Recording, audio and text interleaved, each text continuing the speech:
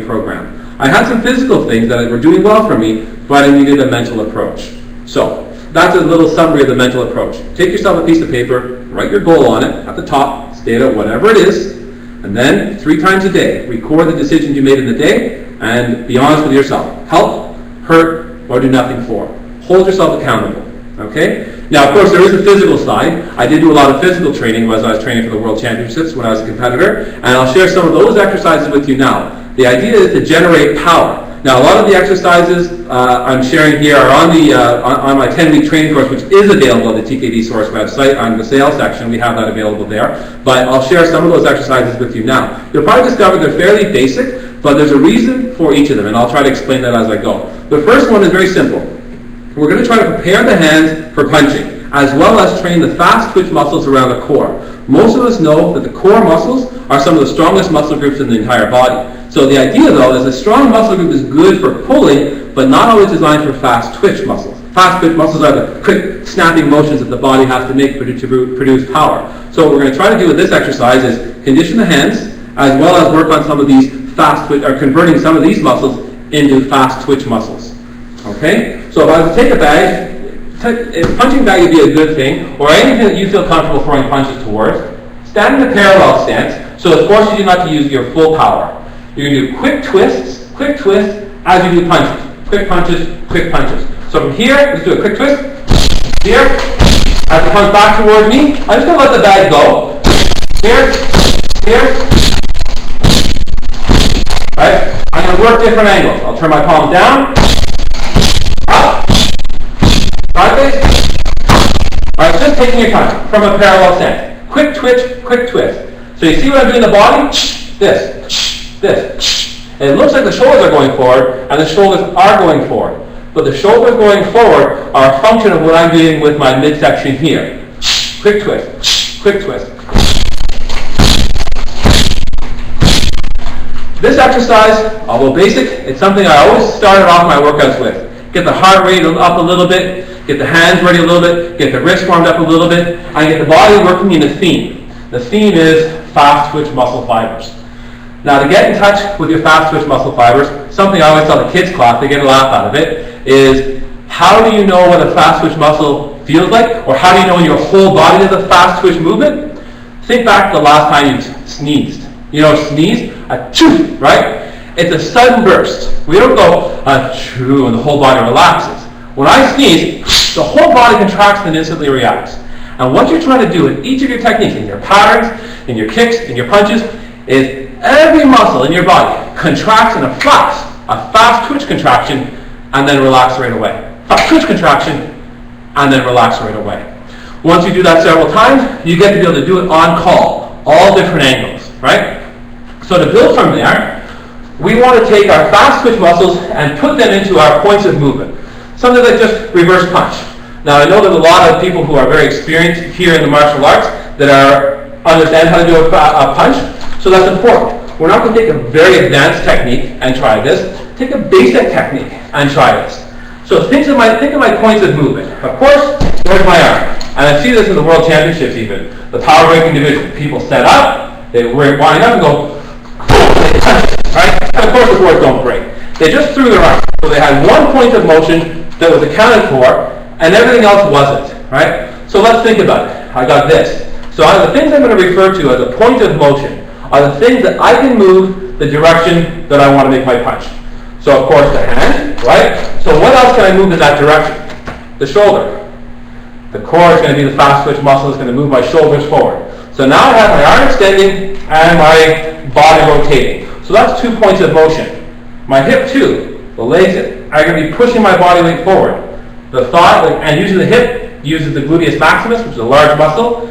Using the knees, I can push my weight forward, using my thighs, and even pushing off, bring my heel up, pushing with the ball of my foot, I can use my calf. So points of motion now, instead of just being the extension of my arm, I'm not punching with my arm, I'm hitting with my hand, but I'm not punching with my arm. I'm punching with my point of motion of my arm, the waist, which is the shoulder pushing forward, the hip, the knee, and the calf. So I have 5 points of motion. So when I'm practicing my punch, I'm not just going to go pound and pound and pound and pound. I got 5 points of motion that I'm going to try to accelerate. 5 points of motion that I'm going to try to work on and turn into fast twitch muscles. So push, twist, this way, right? So push, twist, this way. So that way, I'm not just punching with my hand, I'm punching with my whole body. This way. 5 points of motion, accelerating myself in the direction that I'm striking is going to greatly improve my power. Add a step in there, well, there's a 6 point of motion. Running, jumping, flying, well, we can start to get a little bit exaggerated. But the key is, when you do a technique, think of the different points of motion. How can you generate more power, putting more things in the direction that you're striking, and how do you take all those things and make them fast, right? Taking an example as a kick, turning kick, right? Again, I see a lot of people, they really try to generate speed in the twist. They try to spin their body fast and kick. I think I have a bit of power, but again, where are the other points of motion, right? And this is something that I heard Master Che explaining at a seminar. Let the body lose balance. And everybody can almost hear them gasp. Like, what? Let the body lose balance. Every martial artist knows the body has to be staying in balance, right? But it's not really the way we think about losing balance. Think about it as running. When you're running as fast as you can, you're in balance. But if you suddenly don't take a step, you run as fast as you can and you stop stepping, you're going to fall on your face. You're committed into the movement, right? So the kick is the same thing, turning kick. I'm going to throw myself in the direction of my target. The point of movement now will literally be my entire body. I'm going to be pushing and turning with this leg, pushing and turning, as well as traveling, right? My body starts here, but when you see that I actually make impact, my body's going to be over here, right? I push with my leg to launch myself or propel myself the direction I'm striking. I swing my body to generate speed. I use my hip as a point of motion. I elongate these muscles, so I use this as a point of motion too. So it's push, twist, up, boom, point of motion, our contact is made. So again, there's a shift back, 1, 2, right? That's the turning it. That's the power transfer. I'm going to launch myself. 1, 2, right? I'm going to launch myself. A lot of times you see people trying to do turning kick, always snapping back, right?